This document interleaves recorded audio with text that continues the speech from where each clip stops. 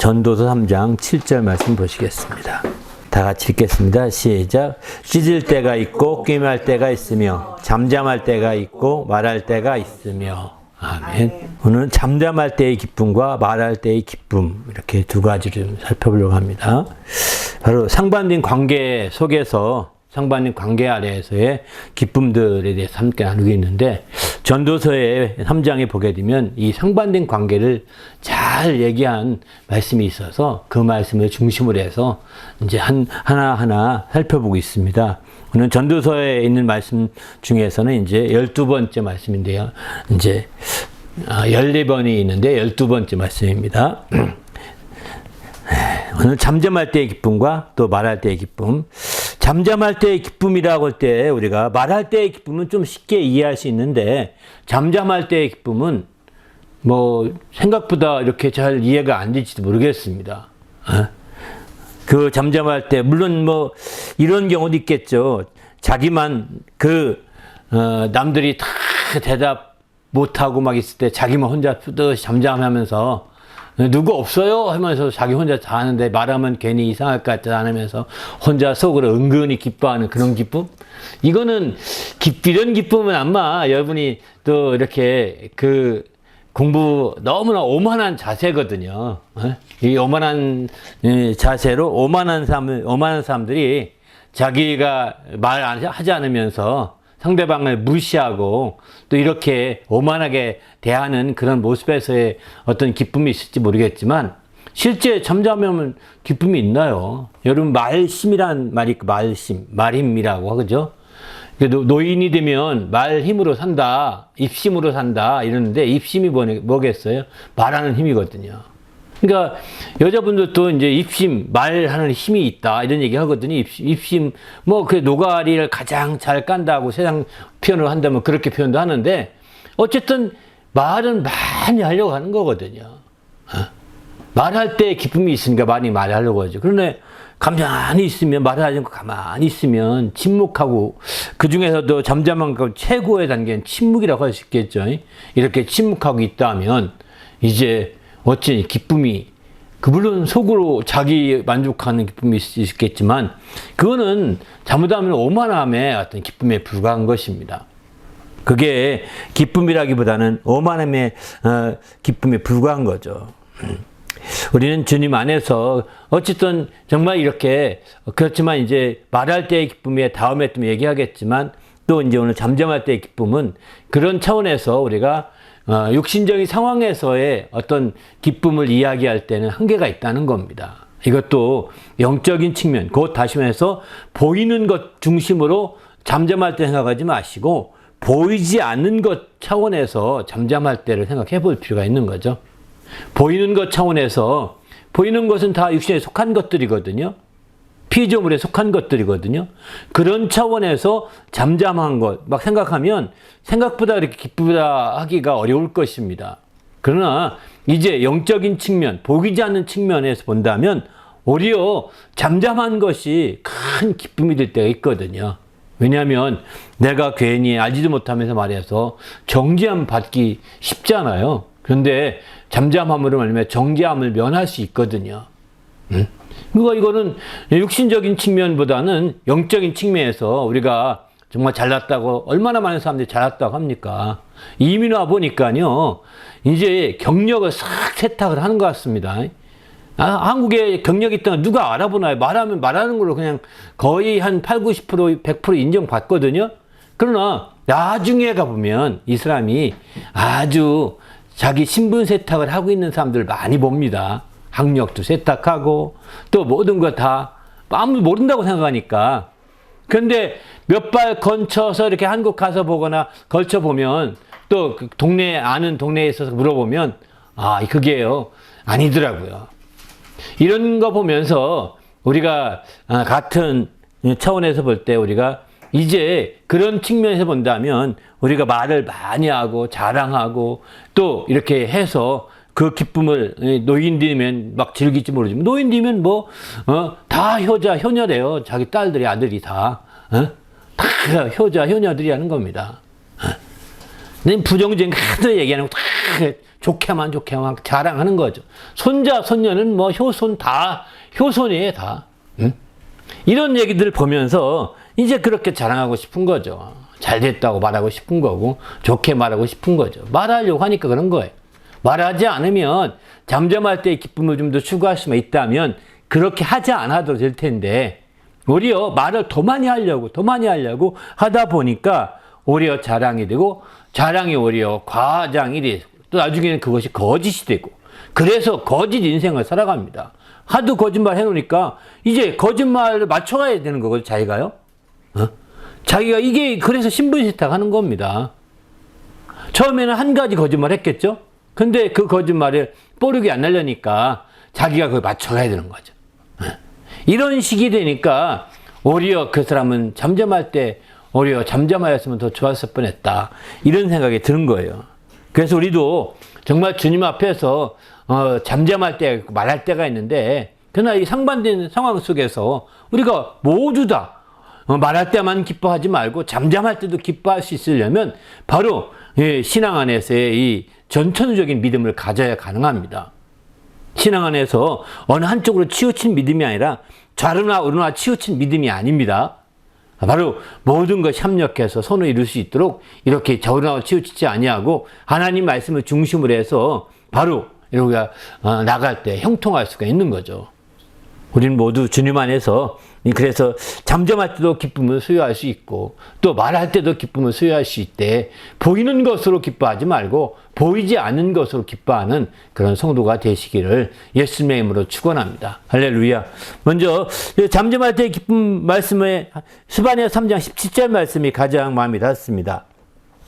여기 보면 그가 너로 말미암아 기쁨을 이기지 못하시며 너를 잠잠히 사랑하시며 너로 말미암아 즐거이 부르며 기뻐하시리라. 이렇게 말씀하시죠.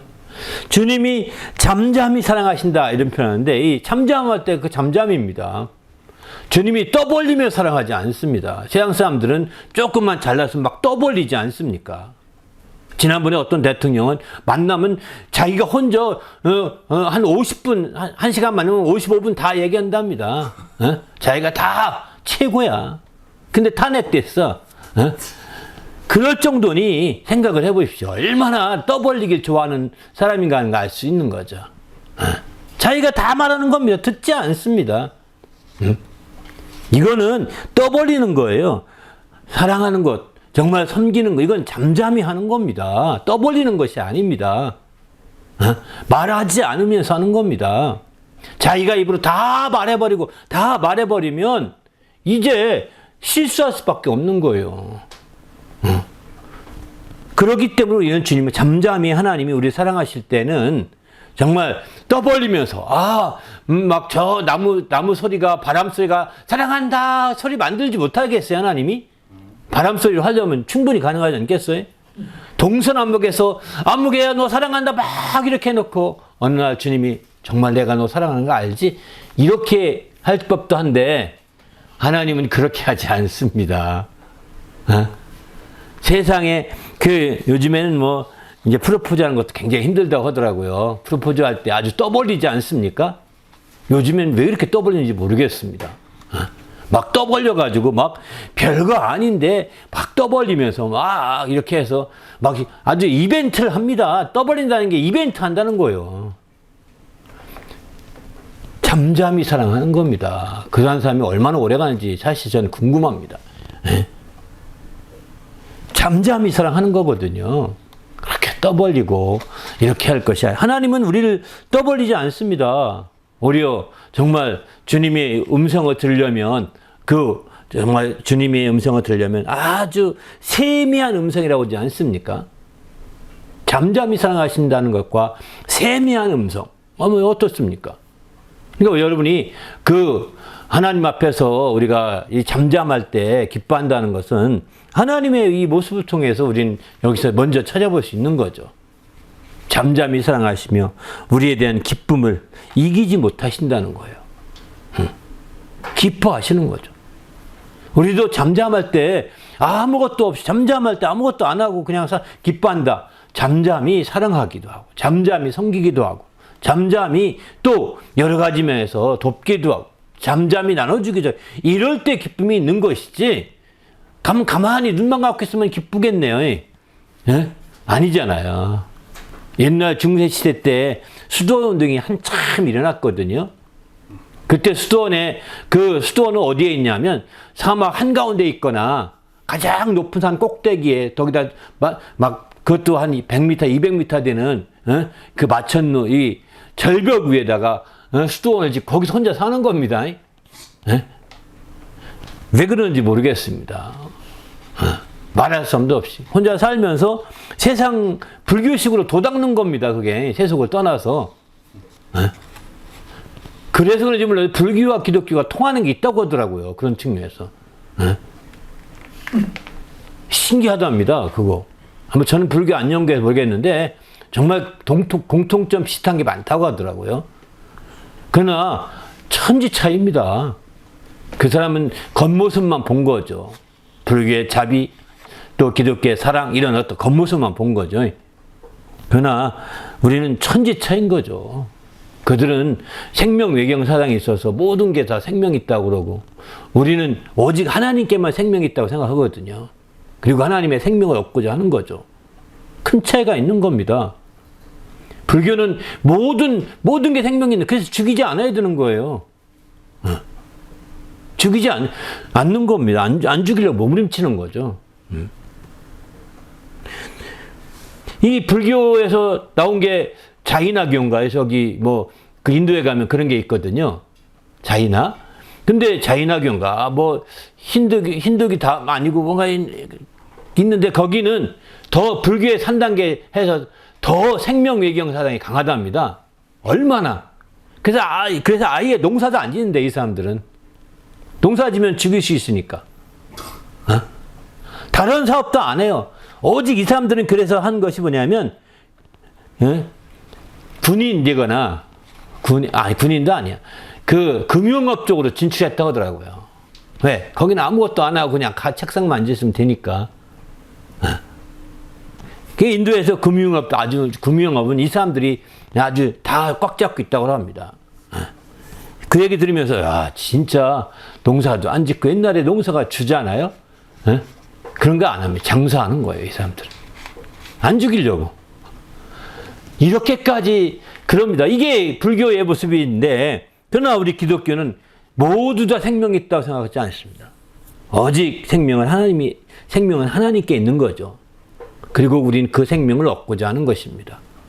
우리는 그 생명으로 지음받은 것이죠. 그래서 생명이 된 거죠. 그래서 우리는 살게 되어 있는데, 이 육신의 생명이 이제 정말 끝났을 때 영원히 살기 위해서는 이 하나님의 생명을 얼마나 얻었느냐, 그 생명을 힘입어 살았느냐에 차이가 있는 거죠. 그 생명 있는 자는 생명의 나라에 들어갈 것이지만, 그 생명이 없는 자는 이제 거기에 환영을 받지 못합니다. 박대를 받으면서 지옥으로 쫓겨나게 되는 것이죠. 그래서 우리는 이 육신이 있는 동안에 예수를 잘 믿어야 되는 겁니다. 그 있는 동안에 우리 영혼이 생명을 얻어야 되는 겁니다. 어떻게 생명을 얻을까요? 그것은 바로 말씀을 통해 얻는 거죠. 주님 말씀하기를, 내가 너에게 이른 말이 영이요 생명이다. 하나님 주의 말씀이 영이면서 생명이라는 겁니다.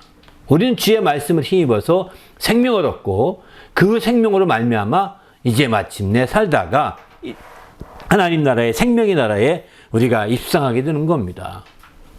바로 그런 생각해 볼 때, 우리가 이 땅에 있는 동안에 그 침묵한다면 마치 중세시대 때나 불교인들 같이 저 산가 산속이나 세상을 떠나서, 세속을 떠나서 살고 혼자 침묵하고 혼자 면벽 130년 살고 이런 식으로 산다고 해서 도로 닦는들 무슨 소용이 있겠습니까? 생명 얻어야죠. 불교에서 이렇게 도닦는 것은 스스로 해탈하기 위해서라고 합니다. 스스로 해탈하기 위해서.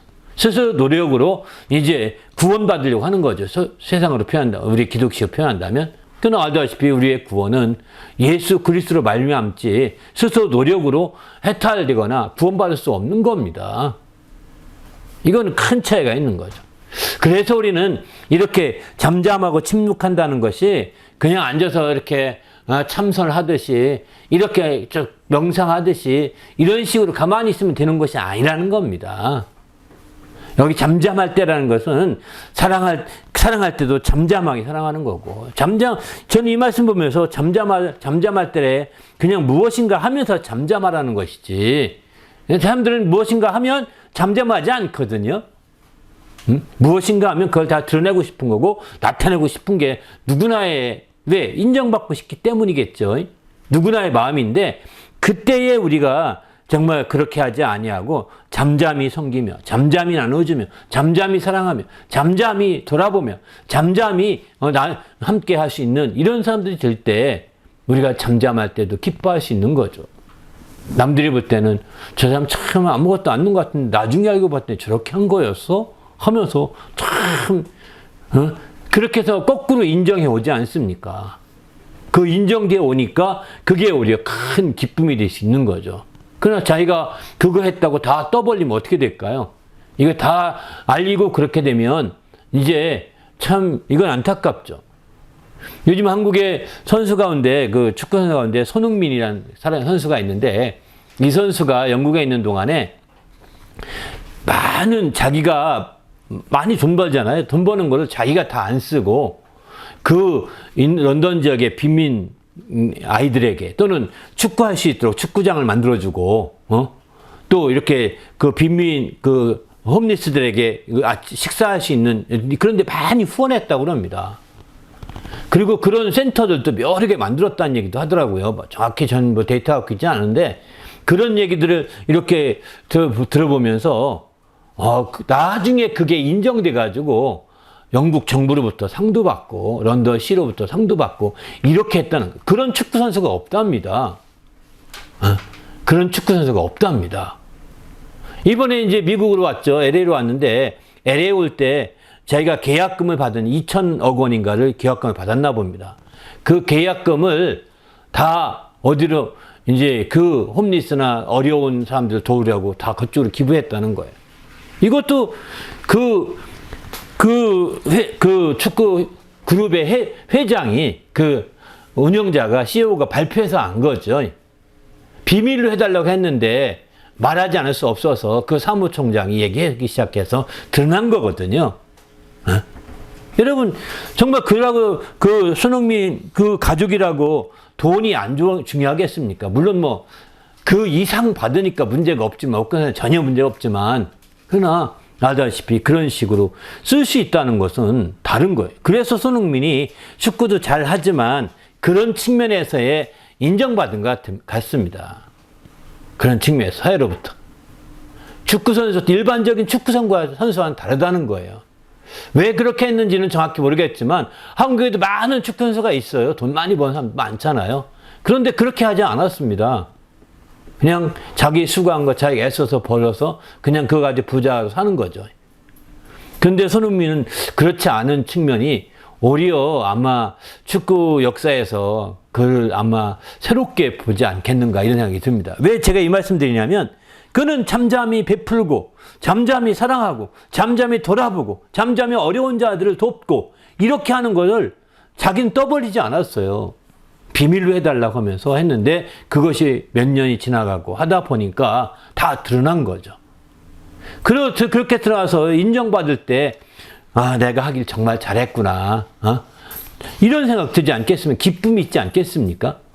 바로 잠잠할 때의 기쁨은 다른 것보다는 그냥 가만히 침묵하고 명상하고 앉아있는 거, 정말 산 속에 들어가거나 저 세속을 떠나서 앉아있는 그런 잠잠함이 아니라는 겁니다. 그런 잠잠할 때 기쁨이 있다고 하면 다 떠나야죠. 중세시대 같이 수도원으로 들어가야 되겠죠? 아닙니다. 그렇게 하면 안 되는 거죠. 우리는 주님 안에서 정말 깨어서 하나님의 이런 잠잠한 행할 수 있는 성도가 되시길 바랍니다. 할렐루야. 잠잠히 무엇인가를 행해야 되는 거예요. 그럴 때 마침내 그 우리의 기쁨이 더욱더, 당장은 아니지 모르지만 배가 될 수 있는 거죠. 더 크게 배가 될 수가 있는 거죠. 이런 역사가 스바냐서 보면 하나님께서 역사하신 역사는 그렇다는 거예요. 바로 잠잠히 사랑하시며 너로 인하여 기쁨을 이기지 못한다. 너로 말미암아 즐거이 부르며 기뻐한다. 이렇게 말씀하시지 않습니까? 우리도 주님 안에서 정말 잠잠히 사랑하시며 이렇게 할 수 있길 부탁드립니다. 할렐루야. 그래서 이게 다 드러나는 거예요. 지난번 언제도 제가 간증 드렸지만 요즘에 올해 초 뜬 다큐멘터리인데요. 바로 이제 김장하 선생이라는 분이 다큐멘터리인데 이분이 이제 평생 한의학방을 운영했는데 돈 번 거 가지고 많은 장학금을 준 거예요. 그거를 이제 정말 그 시골에서 진주 지역이라고 하는데 어쨌든 그래서 그쪽에서 많은 장학금 주고 이렇게 그 장학생들이 잘 됐어요. 또 그 중에는 뭐 이렇게 특출하게 잘 되지 않은 사람도 있다고 합니다. 그래서 이제 그렇지만 나는 그분의 장학금 받았다 이런 자부심으로 살던 어떤 젊은 사람이 있었는데 이분이 그 교통 신호 지키는 어떤 TV 프로그램에 그분이 인정받은 거예요. 이분은 일반 시민인데 자기는 김장하 선생의 장학생으로서 나는 다른 사람 같이 훌륭히 안 됐지만 내가 법이라도 잘 지키며 살아야 되겠다. 이렇게 해서 이제 그는 철저히 교통 신호를 지키는 거예요. 그런데 때마침 교통 프로그램에, TV 프로그램에서 교통 신호 지키는 걸 보는 거예요. 몰래 카메라를 설치하고서 보는데 그 사람만 쓰는 거예요. 다 가는데, 네? 그 사람만 끝까지 지키고 가는 거예요. 횡단보도 신호를. 그래서 그를 붙들고, 당신 어떻게 이렇게 지키게 됐느냐? 이랬더니 이제 자기는 쭉 얘기하는 거예요. 자기는 김장하 선생의 정말 그 장학금을 받고 이렇게 했는데, 반은 되는데 다들 훌륭하게 됐는데 자기는 그냥 평범한 사람이다. 그냥 내가 평범하지만 정말 그분을 위해서라도 내가 해야 된다는 식으로 막 얘기는 듣는데, 이게 평범한 사람도 좀 다를 수 있겠구나. 이런 생각이 들더라고요. 그분의 장학금 받고 잘 된 사람 중에 이번에 이제 탄핵에 앞장섰던 문영배 헌법재판소 재판관이죠. 소장 대리로 했던 그분이 사실은 이제 그 대표적인 장학생이라고 그러거든요. 그렇게 우리는 지금 잠잠히 하는 겁니다. 그게 이제 다 한꺼 공교롭게 그런 프로그램에 이런 게 다 한꺼번에 떠서 그게 이제 드러난 거예요. 그분이 벌써 90 넘어가시는 것 같은데 그렇게 해서 하신 거예요. 이렇게. 그렇습니다. 우리는 떠버리는 것이 아니라 잠잠히 사랑함으로 이런 기쁨을 누릴 수 있기를 부탁드립니다. 할렐루야.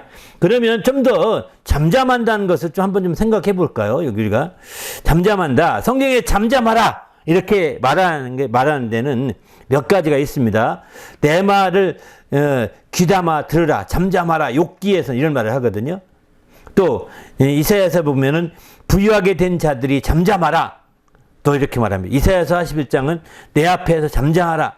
또 아모스 6장 10절에는 그가 또 말하기를 잠잠하라. 꾸짖어 마태복음의 예수님께서는 꾸짖어 잠잠하라 이렇게 하시죠. 광풍을 향해서 꾸짖어서 잠잠하라 합니다.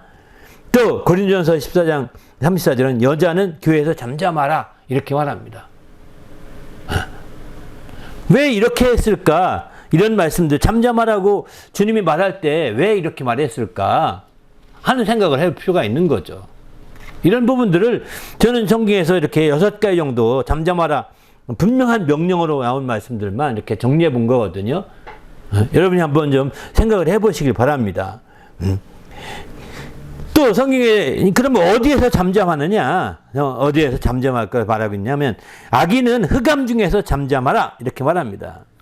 또 악인은 스올에서 잠잠. 스올은 음부를 이렇게 말합니다. 음부라는 것은 지하 세계, 땅 아래 세계를 음부라고 표현합니다. 어둠이 지배하는 곳이죠. 또 땅 아래는 다 어둠이기 때문에 그렇습니다. 땅 아래는 다 땅은 다 밑은 다 어둡습니다. 또 털 깎는 자 앞에서 양처럼 잠잠하라 이렇게 표현하죠. 또 이제 온 땅은 그 앞에 하나님 앞에서 잠잠하라. 또 주 여호와 앞에서 잠잠하라. 스바냐 1장 7절 이렇게 말하죠. 모든 육체가 하나님 앞에서 잠잠할 것을 말하고 스바냐 2장 23절. 또 여자는 또 교회에서 잠잠하라 이렇게 말합니다. 여기도 6가지가 있고 이제 이런 것들이 있는 거죠. 앞에서 어디에서 잠잠하라는 겁니다. 왜 잠잠할 가운데서 어떤 공간과 어떤 그 위치를 나타내는 것 장소와 위치를 나타내는 부분은 굉장히 중요한 것 같아서 함께 이렇게 모아본 거죠. 이렇게 우리가 잠잠할 수 있는 거죠. 때로는 잠잠하기도 해야 될 필요 있는 거. 여기에 상황에 따라서는 잠잠할 필요가 있는 거죠. 반면에 이제 잠잠함의 극치로 가면 침묵이라고 그러죠. 이런 침묵이라고 하는데 성경에 나온 침묵을 한번 점검해 보고 넘어가 볼까요? 성경에는 이 침묵이라는 것은 완전히 침묵, 침묵의 잠김, 놀라워서 침묵, 이 세 종류가 있는 것 같습니다. 네. 완전히 돌같은 침묵이에요. 돌같이 침묵한. 완전한 침묵입니다. 돌은 말할 수 없죠? 그냥 내가 억지로 참는 침묵이 아닙니다. 돌같이 완전히 침묵하는 거죠. 돌같이 침묵하는 거니까. 네, 침묵의 잠김, 내 영혼이 벌써 침묵에 잠겼습니다. 라고 시편 94편 17절 이렇게 말하는데, 침묵의 잠기, 침묵 가운데로 자기를 침묵 가운데로 밀어넣는 거죠. 난 말하지 말자. 어떤 결심과 결단과 이런 것들 통해서, 또는 침묵하게 되는 경우는 놀라워서, 너무 놀라서 침묵하게 되더라. 이렇게 말합니다. 그의 대답을 놀랍게 여겨 침묵하니라. 더 이상 할 말이 없는 거예요. 네? 너무나 놀라서 더 할 말이 없는. 그러면 침묵할 수밖에 없죠. 네? 이런 것이 있는 반면에, 이제 침묵의 종류에는 이제 주님의 침묵, 하나님의 침묵, 예수님의 침묵, 이런 부분들로 성경에 말하는 하나님도 침묵하시기도 하고, 주께서 침묵하시고, 예수께서 침묵하셨다. 이런 표현들이 있습니다. 실제로. 그래서 정말 우리는 그 시편에 같은 데 보게 되면 침묵하지 마옵소서라는 표현을 많이 쓰죠. 하나님이 어느 때까지 침묵하시나이까 하면서 시편 기자가 기도했던 경우를 많이 보지 않습니까? 이런 침묵의 부분도 있고요. 반면에 이제 이런 침묵에는 한계가 있는데, 끝까지 우리가 침묵을 지키고 한번 침묵하면 끝까지 침묵하는 것이 아니라, 침묵하다가도 이제 우리가 중단하고 말하고 알리고 전하고 이렇게 할 때도 있어야 있다는 겁니다. 첫 번째는 이제 열왕기하 7장 9절, 나병 환자들이 병을 고침받았습니다. 병을 고침받은 것이 아니라 이제 사마리아와 아람 군대 사이에 껴서 가운데 있었었는데, 그런 사마리아 성의 환자들은 성 밖에 살거든요. 근데 아람 군대가 환자들 저쪽 이제 근처에서 포위하고 있는 거예요. 사마리아 성을. 그런데 이제 사마리아 성으로 가도 굶어 죽고, 또 이제 먹을 게 없으니까요. 또 아람 진영으로 가도 거기서 이제 죽기 쉽죠. 웬놈들이냐, 이 간첩이냐, 이렇게 해서 죽기 쉽지 않습니까? 그런데 그런 생각함에도 불구하고 이제 너무너무 배고파서 안 되겠다 하고 아람 진영으로 가기 시작했습니다. 갔는데 보니까 그들이 막 다 도망간 거예요. 그 진영이 텅텅 비어있고 다 도망가고, 먹던 거 그냥 논 채로 갔기 때문에 이 사람들은 시컷 먹었어요, 거기서. 시컷 먹고 났더니 하는 얘기입니다. 그 다음에 이제 왕하 7장 9절에 나병 환자들이 그 친구에게 서로 말하되, 우리가 이렇게 해서는 아니 되겠도다. 오늘은 아름다운 소식이 있는 날이거늘 우리가 침묵하고 있도다. 만일 밝은 아침까지 기다리면 벌이 우리에게 미칠지니 이제 떠나 왕궁에 가서 알리자. 사마리아 성에 알리자고 이렇게 말하죠. 아름다운 소식이 있을 때는 침묵하고 있으면 안 되는 거죠. 복음은 아름다운 소식이고, 복음은 바로 이 복된 소식이잖아요. 이거는 침묵하라고 주신 것이 아닙니다. 복음을 받고도 침묵한다, 말하지 않고 있다면 이거는 하나님이 싫어하신다고요. 아름다운 소식 받으면 이제 그걸 말해야 되거든요. 알려야 되거든요. 전해야 되거든요. 여기 혼자서 먹고 침묵하고 있다면 하나님이 벌하실까 두렵다고 그러지 않습니까? 네? 바로 하나님께서 벌하실까 두렵다고 분명히 밝은 아침까지 기다리는 벌이 우리에게 미칠지니 이러지 않습니까? 그러니까 우리가 때를 어떤지 복음을 증거하고 전하기를 힘쓰는 것도 여기에 있는 거죠. 우린 주님 안에서 아름다운 소식이 있을 때 침묵하지 마시 바랍니다. 그 소식을 들었을 때, 가졌을 때, 여러분이 그걸 체험했을 때 침묵하지 마시기 바랍니다. 또 영광을 돌릴 때 침묵하면 안 되죠. 사람들이 침묵하면 돌들이 소리 지르리라 이렇게 말하는데, 누가복음 19장 40절. 이것은 예수님께서 이제 예루살렘에 입성하실 때 그 낙이 타고 입성하실 때 그 많은 사람들이 그 영광을 돌리는 장면이거든요. 그랬더니 이제 말하죠. 저들을 소리치지 못하게 조용히 하라고 조용하라고 이렇게 하니까 이 사람들이 소리치지 아니하면 이 사람들이 침묵하면 돌들이 소리치게 될 것이다. 이렇게 말하는 거예요. 그러니까 영광을 돌릴 때는 침묵하면 안 되는 겁니다. 우리는 보통 신앙생활 하면서 점잖게 신앙생활 하지 않습니까? 하나님 앞에 참으로 영광을 돌립니다. 아멘 하고 가만히 있어요.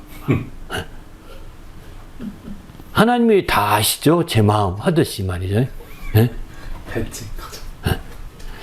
우리는 아닙니다. 막 오히려 더 오버액션이 필요한 거예요. 영광을 돌릴 때는 침묵하면 안 되는 거예요. 조용히 잠잠히 영광을 돌리는 게 아니라니까요. 막 우리가 막 찬송을 하고 막 찬송하는 사람들이 막 이렇게 막 이렇게 하고 이게 처음엔 저도 이게 저 사람도 오버쇼 한다 이 생각이 들었어요. 오버한다고 생각이 들어가지고 정말 마음속에 저렇게 꼭 해야 되나 하는 생각이 저도 많이 했었거든요. 전 잘 못하니까 또 내성적인 면이 많아서 그렇게 외향적으로 잘 못하는데 어느 날 제가 찬양팀과 함께 서서 찬양 예배도 드려보고 이렇게 하면서 그들의 마음을 좀 알 것 같더라고요. 그래서 저도 이제 오버액션 하기 시작했어요. 우리가 정말 오버한다고 하는데 전 그야말로 오버액션이라고 말 많이 하죠. 오버액션을 해야 되는 겁니다. 영광을 볼 때. 그래서 저도 이제 그전에는 못했었는데 억지로 할렐루야! 할렐루야! 이렇게 소리도 막 그냥 그 야가 막 더 올라가게 하려고 야! 막 이러는 거예요. 오버액션 해보시죠.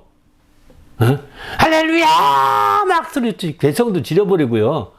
나쁘지 않습니다.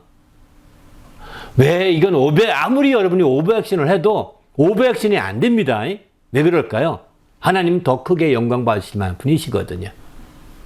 하나님 그것보다 더 큰 소리로 영광 받으시기 합당한 분이고, 그것보다 훨씬 더 아름다운 소리로 영광 받으시기 합당한 분이시고, 더 영광을 돌려도 다 영광을 돌릴 수 없는 상황이기 때문에, 우리가 우리의 것을 막 더 오버해서 목소리 쉬더라도 상관없어요. 나 목소리 쉬었다고 찬양하라고. 그 소리 뒤에 나와서 하지 마세요. 여러분 영광을 돌렸으면. 그런 말 하지 않는 게 좋습니다. 나 잘났다고 자랑하는 거와 똑같은 거예요. 떠버리는 거예요. 그게 다. 잠잠히 찬양하는 거예요. 그 찬양 드린 다음에 잠잠히 하는 거예요. 하나님이 받으시도록. 너 옆에 사람이 형제 너무 그렇게 하는 게 오버하는 것 같아. 이래도 그랬나요? 하고 쓱 넘어가야 돼요. 그렇다고 해서 그 사람이 볼 때 그럴지 모르지만 너 하나님 옆에 있으니까 부끄럽지 않다 하면서 넘어가야지. 앞으로는 그렇게 하면 안 되겠네요. 이러지 마세요. 당신이 잘못한 거 아닙니다. 그 사람이 느낄 때 그럴지 모르지만 당신 잘한 거예요.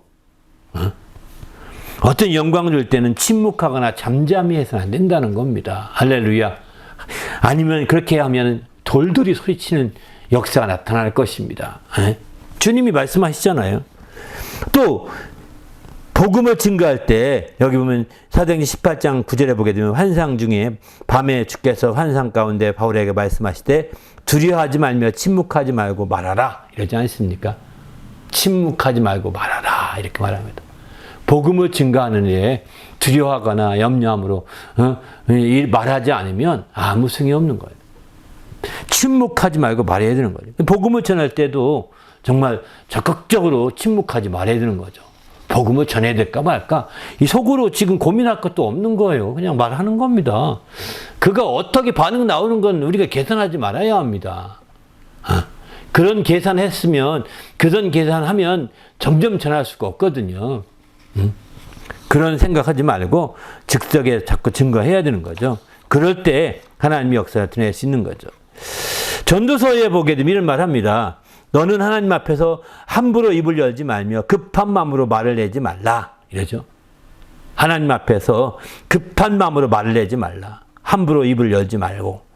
잠잠하라는 거죠. 하나님 앞에서는 정말 그냥 변명하려고 하지 말라는 겁니다. 한마디로 말해서. 하나님은 하늘에 계시고 너는 땅에 있음이니라. 그런즉 마땅히 말을 적게 할 것이라. 하나님 앞에 변명하면서 막 넋두리 하듯이 우리가 때로는 기도할 때도 때로는 어려울 때도 말하라고 얘기는 하지만 그렇게 하나님께 넋두리 하듯이 이렇게 하는 것은 한계가 있는 거죠. 하나님을 몰라서 우리가 그냥 친근감 차원에서 그 얘기하는 것이죠. 우리가 하나님을 진정으로 알고 장성한 자가 된다면 오히려 그렇게 하지 않는 거죠.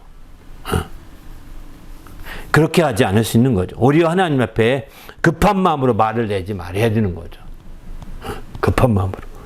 또 하나님 앞에 잠잠히 함부로 입을 열지 말고 함부로 입을 열지 말아야 합니다. 성경에서 보면 함부로 입을 열었다, 급한 마음으로 했다, 이런 대표적인 케이스가 모세를 들 수 있습니다. 모세가 이제 이스라엘 백성들을 막 항의하는 거 보면서 왜 나를 이렇게 깨서 이렇게 하냐고 막 정말 이런 식으로 막 하나님께 그 원망하는 자들을 얘기하면서 정말 이렇게 얘기하지 않습니까? 사실 모세도 그런 얘기를 들으면서 답답했겠죠, 본인이. 그러니까 하나님께 그렇게 말씀했는 것 같은데 그게 이제 안타까운 거죠. 그런 것들이 다 사실 함부로 입을 여는 거 아니겠습니까? 나를 죽여달라고 그러잖아요, 모세가. 그죠? 나를 죽여달라고. 그러니까 이게 다 하나님 앞에 하나님을 위한 믿음을 발휘하지 못하고 그런 상황 속에서 나만 없어지면 해결되는 것 같이 인간적인 해결을 가지려고 하는 거죠. 인간적인 해결을. 함부로 입을 열지 말아야 합니다. 조금만 더 기다려보고 믿음을 가지고 인내한다면 하나님이 놀라운 역사에 있는 거죠. 또 한 가지 우리가 이런 잠잠할 때의 기쁨을 누리기 위해서는 야고보서 1장 19절 보면은 내 사랑하는 형제들아 너희가 알지니 사람마다 듣기는 속히 하고 말하기는 더디하며 성내기도 더디하라 이렇게 표현하죠. 바로 사람마다 듣기는 속히 하고 말하기는 더디하고 그러면 말을 좀 더 줄이라는 얘기지 않습니까? 그죠? 잠잠하라는 얘기입니다. 말 적게 하는 게 단점이 아닙니다. 네? 말 적게 하는 게 단점은 결코 아니에요. 많은 사람들이 말 적게 하면 아이고 저 쑥맥 이러죠. 네? 쑥맥이라고 이건 충청도 말로 쑥맥인데 쑥맥은 바보란 뜻입니다. 정말 우리가 말 못한다고 해서 말을 적게 하는 것도 아니고 말 잘한다고 해서 막 계속 하는 것도 아니고 말을 적게 하는 것은 잘하는 것과 못하는 것 상관없이 지혜예요, 사실은. 말이 많은 자는 실수가 많은 법이에요. 그래서 결국은 그 말로 자기가 이제 올무가 놓이게 되는 거죠. 자기 말로 자기 올무를 놓는 거예요, 사실은. 일반적인 경우에. 우리는 그래서 주님 앞에서 이제 다음에 말에 대해서 말씀드리겠지만 가능한 말을 줄이고 하나님 앞에 잠잠히 행하며 잠잠히 우리가 행동하시는 것이 굉장히 중요하지 않을까 이런 생각이 듭니다. 하나님을 믿고 또 영적인 것을 우리가 확실히 신뢰한다면 이 잠잠할 때의 기쁨을 그렇게 해서 우리가 회복할 수 있을 것입니다. 큰 두 번째는 말할 때의 기쁨입니다. 말할 때 기쁨은 우리가 알다시피 잘 알죠. 누가 말하려면 하나님 말씀하는 것 같이 하고 이런 표현을 하는데 이처럼 하나님 말씀하는 것 같이 말하는 거예요. 말할 때 그냥 자기의 지식을 자랑하거나 지혜를 자랑하거나 이런 것보다는 하나님 말씀을 하는 것 같이 하는 겁니다. 하나님이 함부로 말하지 않잖아요. 그죠? 꼭 필요한 말씀만 탁탁탁탁 하지 않습니까? 이렇게 하는 것처럼 이제 누가 말하려면 하나님 말씀을 하는 것 같이 하라. 때로는 절제가 필요한 것이고 때로는 이런 것도 필요한 거죠. 그래서 우리가 말할 때 하나님 말씀을 말할 때를 생각하면서 한번 거예요. 사람의 말은 금방 사라지고 없어지지만 하나님 말씀은 세세무궁토록 있기 때문에 하나님 말씀을 하는 것 같이 신중하면서도 진지하게 할 필요가 있다 하는 것을 얘기하고 있습니다. 그래서 심지어는 이런 말할 때 너무 우리가 인간적인 계산 속에서 다 계산하고 이거 하면 저거 하고 저거 하면 이거 하고 이렇게 하고 경우의 수를 몇 가지 가지고 가서 하고 이런 식으로 하면 너무 피곤하거든요.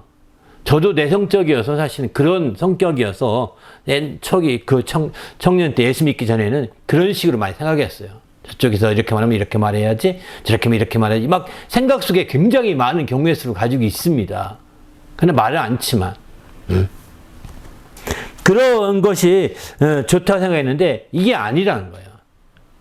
바로 하나님 말씀하는 거. 하나님이 말씀을 주실 때까지 기다릴 수도 있는 거예요. 그래서 마가복음 13장 11절을 보게 되면은 사람들이 너희를 끌어다가 관원들에게 넘겨줄 때에 무슨 말을 할까 미리 염려하지 말고 무엇인지 그때 너희에게 주시는 그 말을 하라. 그때 주시는 말이 있다는 겁니다. 그 말을 하라는 겁니다. 말하는 이는 너희가 아니요 성령이시니라 이렇게 말합니다. 그러니까 우리가 정말 하나님을 믿고 성령을 받은 자라면 더 말할 것이 없는 거죠.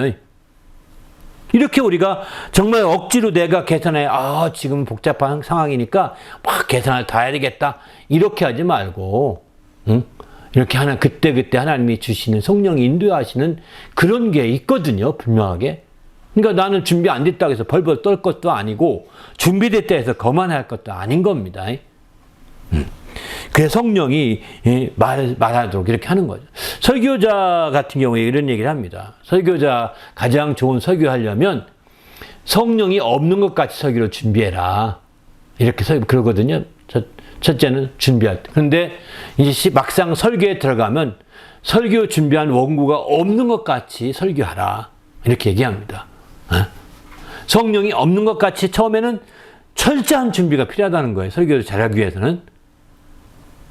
철저한 준비가 필요하고 두 번째는 원고 없이 성령만 의지해서 하라는 겁니다. 왜? 그때 성령께서 주시는 말씀이 또 있거든요. 감동이 있거든요.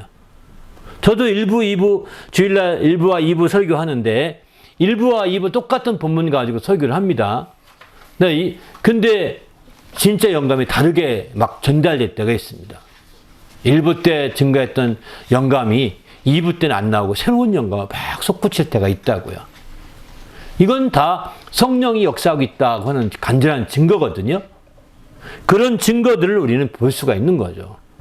우리도 주님 안에서 이런 성령의 역사를 느낄 수 있길 바랍니다. 할렐루야. 우리 그럴 때 말할 때 기쁨이 있는 거예요. 저는 설교하면서 이런 성령의 인도하심을 많이 느꼈기 때문에 정말 참 설교하면서 할수록 기쁨이 있는 거죠. 옛날에보다도 더 설교를 더 많이 준비합니다. 그래서 옛날에는 어느 정도 이렇게 간단한 메모 중심으로 설교 준비했거든요. 지금은 뭐 거의 그 설교 원고를 다 쓰다시피 준비하니까요. 예화 같은 거 못 쓸 뿐이지 실제는 거의 다 이렇게 하죠. 어떤 경우 예화도 써놓습니다. 그런데 그 외에도 또 말씀이 또 떠오르거든요. 또 예화도 떠오르고 성령의 인도하심이죠. 그러니까 하나님께서 나를 이끌고 있다, 인도하고 있다는 걸 아니까 더 기쁜 거예요. 설교 시간이 저에게는 참 행복한 시간이 되는 거죠. 설교를 말씀을 증거하면서 참 행복감을 느끼는 것이 바로 그것 때문인 거죠. 말할 때의 기쁨 때문인 겁니다. 그러면 한 가지 살펴볼까요? 사람이 말하는 것에는 어떤 한계가 있을까? 이렇게 생각해 봅시다. 사람의 입에서 나오는 말은요, 죄악과 속임이라고 이렇게 시편에 이렇게 말하겠습니다. 죄악과 속임. 사람의 입에서 나오는 말은 죄악과 속임이라. 네? 또 입의 말은 기름보다 유하나 실상은 뽑힌 칼이다. 이렇게 표현합니다. 뽑힌 칼이다. 네? 칼과 같다는 거예요. 겉으로는 유하지만 뽑힌 칼처럼 날카롭다는 겁니다. 입의 말이. 이게 사람의 입의 말에 한계가 있는 겁니다. 그래서 우리는 사람의 입의 말을 좀 줄이고 성령이 말하는 것을 말하게 주시는 그 성령의 역사를 기다릴 필요도 있는 것이죠. 입술의 말은 곧 그의 입의 죄임이라 시편 59편 10편 이렇게 표현합니다. 또 악인의 말은 사람을 엿보아 피를 흘리게 한다. 이렇게 잠언 12장 악인의 말. 또 이제 입술의 말은 궁핍에 이룰 뿐이다. 입술의 말로는 결국 궁핍에 이루기만 한다는 겁니다. 또 남의 말 좋아하기 하는 자의 말은 별식 같아서 뱃속 깊은 데로 내려간다. 이렇게 표현합니다. 별식같 맛있는 거 먹으면 아주 소화가 돼서 쭉쭉 들어가잖아요. 이 얘기거든요. 아주 배고플 때 음식 먹어보시죠. 왜 그렇게 소화가 잘 되는지. 그냥 쭉쭉 금방금방 내려가 버리거든요. 배속 깊은 데로. 소화돼서 내려간 겁니다. 예? 이처럼 남의 말 좋아하는 자의 말은요, 별식 같아서 왜 그렇게 귀에 쏙쏙 들어오는지 남의 말 좋아하는 사람 말 들으면, 그렇게 남의 말, 남을 욕하는 말, 남을 뒤에서 비평하는 말, 판단하는 말, 남을 뒤에서 욕하는 거 후욕이라고 그러거든요. 후욕하는 말, 이런 말을 왜 그렇게 귀에 잘 들어오는지. 맞는 것 같아요, 그게. 옳은 것 같아요. 그게 별식 같아가지고 깊이 들어간다 합니다. 배속 깊이. 안타깝죠, 사실은. 또, 사악한 사람의 말은 패하게 한다는 겁니다. 패하게 한다. 사악한 사람의 말은. 이렇게 이제 입의 말, 또 우리가 진리를 따지 아니고 악인의 말을 따르고 이렇게 한다면 이런 한계가 있기 때문에 우리는 우리 입의 말을 조심할 필요가 있는 거죠. 그 사람의 말은, 반면에 사람의 말도 큰 유익을 주는데 어떠한 것들이 있을까? 하나님의 입의 말은 다 의롭다. 여기 사람의 말이 아니라 하나님의 말도 큰 유익을 준다고 이렇게 보셔야 될 것 같습니다. 사람의 말도 사람 말이네요. 하나님의 입의 말은 다 의롭고 정직한 자 입의 사람을 구원하고 또 선한 말은 즐겁게 하고. 사람의 똑같은 입에서 낸 말 가운데도 이런 앞에서 같이 이런 죄악과 속임을 말을 한 반면에 여기서는 이제 그 사람의 말이라 할지라도 유익이 있는, 큰 유익이 있는 말이 있는 거죠. 그건 선한 말, 정직한 자의 말, 이런 유순한 말, 또 이런 말들인 거죠. 명철한 사람의 말은 깊은 물 같다. 7번째 잠언 18장 4절 그렇게 말합니다. 바로 그 사람의 말과 선한 말을 하게 되면 선한 말은 즐겁게 한다. 잠언 12장 25절에 이렇게 말하고요. 또 이제 15장 26절이면 정결하게 하고요. 선한 말은 꿀송이 같이 마음에 달고 뼈에 양약이 된다고 합니다. 선한 말은. 똑같이 우리가 우리 입으로 말을 하려면 선한 말을 해야 되는 거죠. 그죠? 선한 말. 악인에 속한 말, 악한 말 하거나 이런 자가 된다면 그것은 오히려 죄와 속임일 뿐이겠지만 선한 말을 하게 되면 이렇게 놀라운 역사가 나타나는 거죠. 또 참된 증인의 말은 힘이 있다. 잠언 21장 28절 이렇게 말합니다. 참된 증인의 말. 또 경우에 합당한 말은 아루새긴 반의 금사과 같다. 이렇게 표현합니다. 경우에 합당한 말. 똑같은 말하도 경우에 합당한 말 할 수 있다면 더 아름다운 거죠. 그래서 마침내 우리가 주님 안에서 놀라운 역사를 이룰 수 있는 거죠. 또 한 가지는 이제 왕의 말은 권능이 있다. 전도서 8장 4절 그렇게 말합니다. 그 당연하겠죠. 같은 사람의 말이라도 이렇게 좀 우리가 부정적인 측면보다는 긍정적인 면에서 바라볼 수 있는 큰 유익된 말도 있다는 겁니다. 특히 예수께서 공생애를 통해서 우리가 말할 때 주의해야 할 것들을 얘기하고 하셨는데 정말 주의해야 할 말로는 어떤 것들이 있는지 한번 살펴봅시다. 한 10가지만 보겠습니다. 하나님의 입에서 나오는 모든 말씀으로 삶. 하나님의 입에서 나오는 말. 여기 우리가 주의해야 되는 거죠. 사람이 떡으로만 살 것이 아니라 하나님의 입으로부터 나오는 모든 말씀으로 산다. 하나님의 말을 우리는 주의하라는 겁니다. 또 오직 말은 옳다 아니라 하라 이렇게 말합니다. 그래서 이제 악으로부터 다 지나가는 것이 악으로부터 지나갈 수 있도록 죄장을 면할 수 있도록 옳은 건 옳다 하고 아니면 아니라고 적당히 이렇게 해가지고 이렇게 해서 오히려 함께 끌려 들어가지 않게 하라는 겁니다. 세 번째는 입에서 나오는 그것이 사람을 더럽게 한다. 이렇게 주님 말씀하면 입으로 들어가는 것보단 사람을 더럽게 하는 것이 아니라 입에서 나오는 그것이 사람을 더럽게 하는 것이다. 마태복음 15장 11절, 18절도 거의 비슷한 말씀을 또 하십니다. 사람의 입에서 나오는 것이 그 말로 더럽힌다는 거죠. 들어가는 것이 더럽히는 것이 아니라. 또 천지는 없어지겠으나 내 말은 하나님 말씀은 없어지지 않는다. 이렇게 하나님 말씀의 그 영원성이죠. 또 이 말은 모든 사람이 하는 말이다. 주님의 말씀 가운데 모든 사람이 하는 말씀이라고 이렇게까지 표현합니다. 깨어 있으라. 마지막 때에 정말로 깨어있을 것을 말씀하신 그 말씀은 모든 사람에게 한다. 제 아들을 멸명하게만 한 얘기가 아니라는 겁니다. 또 내가 너에게 이른 말은 영이요 생명이다. 예수님이 이렇게 말씀하시죠. 또 이 말은 스스로 함이 아니요. 또 여기 이제 당시에 그 대제사장이었던 그 사람이 하는 얘기거든요. 그가 민족을 위해서 예수님이 죽을 수 있다고 이렇게 말하는데 어찌 진짜 온 민족을 다 살리려고 죽으시는 거잖아요. 그렇게 말한 것은 자기 스스로 하는 것이 아니라 하나님께서 그에게 그 말씀을 주셔서 한 것이다. 이렇게 얘기하고 있는 거죠. 예수님께서 이제 이렇게 표현합니다. 또 요한복음 12장 47절에 내가 한 그 말이 마지막 날에 그를 심판한다. 이렇게 말해요. 예수께서 하신 말이 마지막 날에 그를 심판한다. 이렇게 말씀하시고요. 또 이른 말은 내가 너에게 이른 말은 아버지께 내 안에 계셔서 그 일을 하시는 것이다. 이렇게 말하겠습니다. 내가 너에게 이르고 있는 말은 아버지께 내 안에 계셔서 그의 일을 하시는 거다. 이렇게 표현하고 있는 거죠. 또 10번째는 너희가 듣는 말은 내 말이 아니요 나를 보내신 아버지의 말씀이다. 이렇게 말씀합니다. 예수님께서 이 말에 대해서 자신과 관계된 그 말에 대해 많이 요한복음은 많이 말씀하고 있죠. 자신과 관계된 말에 대해서. 반면에 이제 마태복음에서는 자신과 관계된 말이 아니라 사람에게 입에서 나온 말의 부분도 분명히 말씀하고 있는 거죠. 이렇게 10가지 측면에서 예수께서 말에 대해서 이렇게 언급하신 말씀들입니다. 자신의 말이나 또 제 아들에게 사람들이 말로서 어떻게 할지 이 부분에 대해서 같이 언급한 대표적인 말씀이라고 볼 수 있습니다.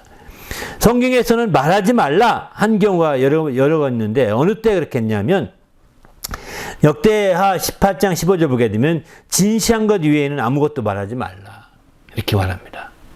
말할 때는 진실한 것을 말하고 진시한 것 외에는 아무것도 말하지 말라는 겁니다. 또 말하지 말라 할 때 교만한 목으로는 말하지 말라. 교만한 목으로 말하지 말고 여호와를 기다리라 이렇게 표현하죠. 아니네요. 말하지 말지어다 이렇게 했고 또 악을 갚겠다고 말하지 말라. 악을 갚는 것을 말하지 말고 여호와를 기다리라. 그가 너를 구원하시리라. 여러분에게 악한 자들이 지금 괴계가 앞에 있어서 막 억울한 일이 당하였을 때 그 악을 내가 복수하겠다, 갚겠다 이러지 말라는 겁니다. 하나님을 기다리라는 거예요. 나중에 끝에 가보면 이제 그러죠. 하나님께서 원수 갚는 내게 있다 이렇게 말씀하시죠. 또 미련한 자의 귀에 말하지 말라. 미련한 자의 귀에 말해봤자 뭐 소귀에 격리 있기는 똑같지 않겠습니까? 사람에게 갚겠다 말하지 말라. 잠언의 24장 29절 위에 말씀 비슷하죠? 서운한 것이 실수라고 말하지 말라. 여러분 서운한 것에 실수라고 하지 마시기 바랍니다. 뿐만 아니라 또 주님 앞에 제 뜻대로 산 것들을 실수라고 말하면 안 됩니다. 내가 헛살았어. 교회 열심히 섬기고 봉사하고 했던 거 헛살았어. 말 조금이라도 입내는 순간에 다 까먹는 겁니다. 이렇게 하면 안 된다고요. 그런 말 하지. 실수라는 말을 하지 마. 하나님 앞에서. 여러분이 때로는 실수한 것 같이 아무것도 여러분의 인생에서 아무것도 안 됐다 하더라도 때가 있는 겁니다. 때가 있는 거예요. 그렇기 때문에 우리는 주님 안에서 정말 그 급한 마음으로 말을 해서 또 함부로 입을 열어서 이렇게 죄를 짓거나 이렇게 허무하게 돼서는 안 되겠다는 생각이 듭니다. 또 7번째는 너는 아이라 하지 말라 이렇게 했거든요. 여호와께서 내게 이르되 너는 아이라 말하지 말고 내가 너를 누구에게 보내든지 너는 가며 내가 내게 무엇을 명령하든지 너는 말할지니라. 여기서 아이라가 말하지 말라. 이 얘기는 무슨 얘기냐면 나는 몰라서 못해요 이런 말 하지 말라는 겁니다. 애들이 그러잖아요. 나 못해요. 내 애잖아요. 난 몰라요. 내가 어떡해요. 내가 이렇게 하지 말라는 거예요. 사실은. 이게 아이라는 얘기거든요. 누가 아는 것만 일을 하나요? 다 모르는 것도 일을 하는 겁니다. 저는 이 말씀 보면서 이게 에레미야가 처음에 모세도 그랬잖아요. 나는 말을 못해서 못 가요. 할 수도 없어. 이렇게 그 아이라고 한 것과 똑같은 표현이거든요. 그것도요. 예? 그러니까 네 형 아론이 있지 않냐? 아론 붙여줄게 가. 이렇게 간 거거든. 가지 않습니까? 하나님이 그랬죠. 여기서는 에레미야가 혹시 그럴까봐 나는 신앙이 없습니다. 나는 부족합니다. 나는 믿음이 없습니다. 못하겠습니다. 아이라 하지 말라는 겁니다. 이게 다 아이들이 하는 짓이거든요.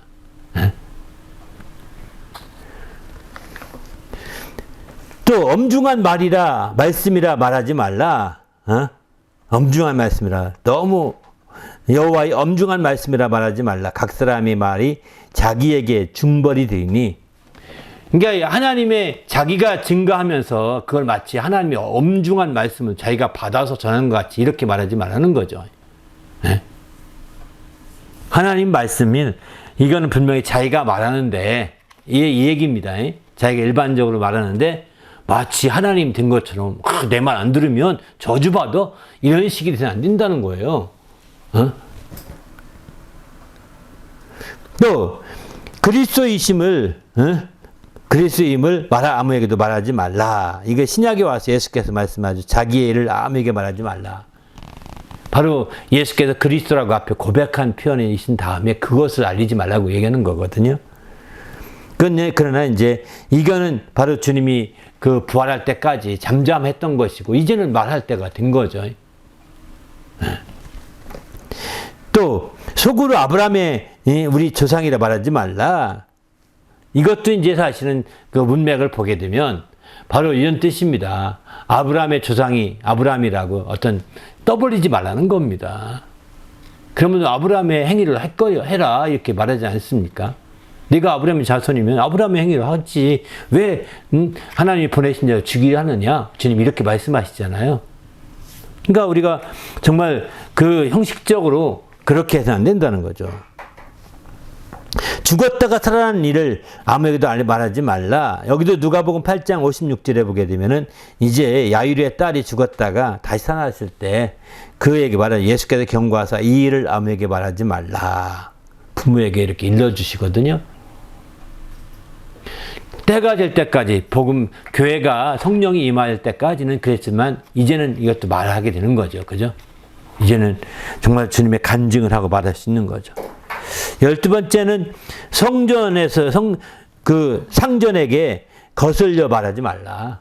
이렇게 말합니다. 우리 사람들에게 거슬려 말하지 말라는 겁니다. 여러분이 거슬려서 그 얘기는 무슨 얘기냐면 고깝게 말하지 말라는 뜻이기도 하고요. 이것은 우리 사람들의 신기를 일부러 불편하게 말할 때 거슬려 말하는 거잖아요. 네? 일부러 그렇게 해서 안 된다는 겁니다. 이건 지혜가 아니라는 겁니다. 어쨌든 말할 때 기쁨을 누리려면 이런 자세는 버려야 되는 거죠.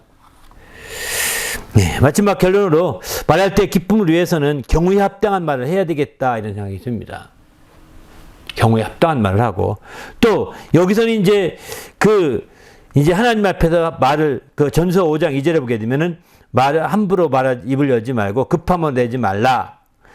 그런즉 마땅히 말을 적게 할 것이라 이렇게 했거든요. 예, 경우에 합당한 말을 하고 이제 말을 좀 많이 하기보다는 적게 하는 것이 지혜인 것 같습니다. 그럴 때 마침내 말할 때의 기쁨을 더 많이. 그렇지만 이제 복음을 증거할 때라든가 또 더 나가서는 이제 또 앞서 말씀드린 것처럼 영광을 돌릴 때라든가 이럴 때는 더 크게 막 말할 수 있어야죠. 그렇지 않습니까? 복음을 증거하고 아름다운 소식이 있을 때 침묵하면 안 되죠. 그때는 더 크게 말하고 이렇게 해서 정말 말할 때의 기쁨 또 침묵할 때의 기쁨을 함께 누릴 수 있는 성도가 되시기를 예수님의 이름으로 축원합니다. 할렐루야. 함께 기도할 때 하나님 내가 정말 상반된 관계 침묵할 때나 또 잠잠할 때나 또 말할 때 어느 때든지 항상 기뻐하시는 전천후적인 믿음을 가질 수 있도록 인도해달라고 그래서 정말 장성한 자의 그 기쁨을 누리는 신앙생활을 할 수 있도록 축복해달라고 간절히 합심해서 오늘 말씀 생각하며 기도합니다.